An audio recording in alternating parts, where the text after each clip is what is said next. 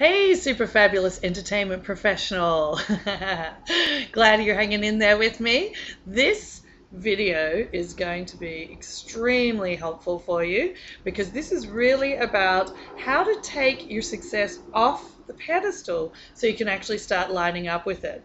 Because what happens, and I'm going to pull out my fabulous little whiteboard here, is that when you imagine yourself reaching your entertainment success, you kind of put that version of you up on a pedestal and make that version of you sort of better. And if you actually go into kind of a visualization or an imagination of that version of you, when you really look at that version of you, he or she is usually kind of shinier and prettier and more fabulous, that version of you that's winning the Oscar or the Emmy or the MTV Lifetime Achievement Award is kind of more, glamorous and amazing and powerful and sensational than how you feel right now, especially if you're fully in the drudge of your not really moving forward entertainment career. Maybe you're catering, been there, did that for a long time. You're struggling with your finances, and you've really got into that kind of sacrifice mode as well, where it's like, I'm going to sacrifice everything for my career.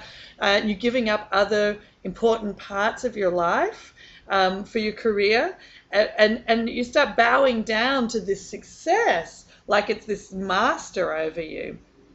And when you're doing that, you're just not really like a match for that. This version of you is basically like out of your league. You've put that version of you out of your league. And you've turned your entertainment career into sort of like the bad boyfriend or the bad girlfriend that you're giving to all the time, giving to all the time, and you're not getting anything back for. And that just makes you feel worse and worse about yourself, which puts this version of you higher and higher up on the pedestal, and you feel more and more disconnected to it. So again, I was talking in the last video about meaning. What is the meaning that you attach to your success that may actually be bringing you out of balance with what you want? So you really need to start looking at this version of you up on the pedestal and reclaiming some of those qualities and those attributes that version of you has now, right now. Because right now you can't line up with that version of you on the pedestal, the success that you want, if it's so far and above you, and it's got all the great stuff and you don't. It's got the success, it's got the love, it's got the car, it's got the money, it's got the, everything that you want, coming to you, or just the great creative opportunities. If that version of you is always up there on the pedestal, you're just not going to get there. So you have to start really looking at that version, okay, and let yourself go into that imagination. What does that version have that I don't have?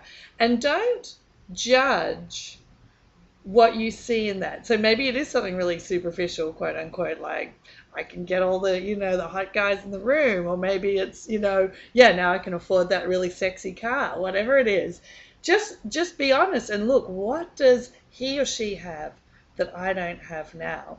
And what you have to understand is that what you're seeing in that version of you is a projection of energy.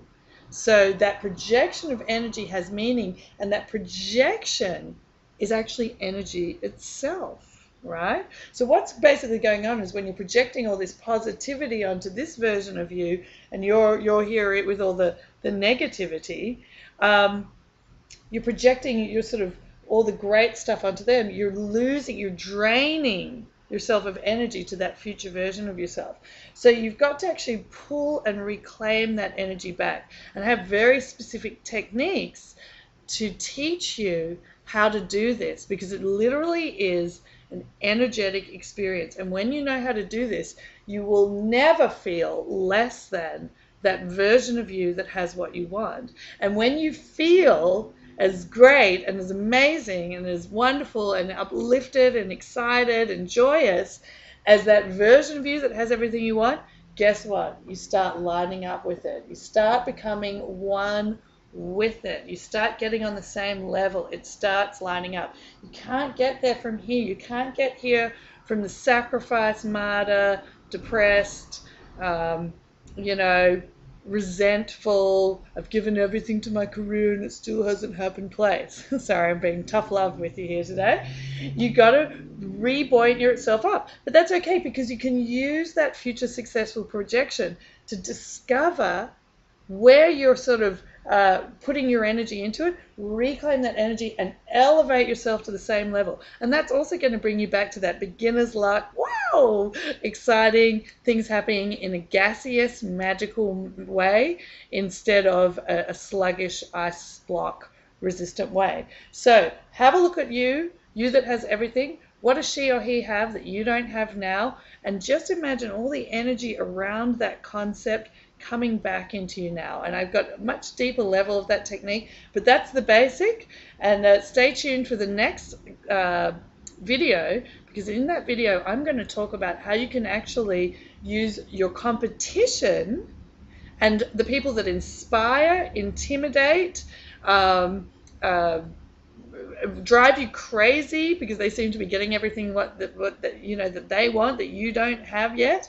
How you can actually use those people, use the energy around them to elevate yourself instead of like crumbling underneath it, because you have to see yourself now as a match for what you want now. That's how you start making it happen now, rather than that distant, beautiful future where you win that Oscar finally, or you win your Emmy, or whatever it is. You want to start activating this energy now, so it can start igniting the opportunities that are going to bring you to your success. Stay tuned for my next video.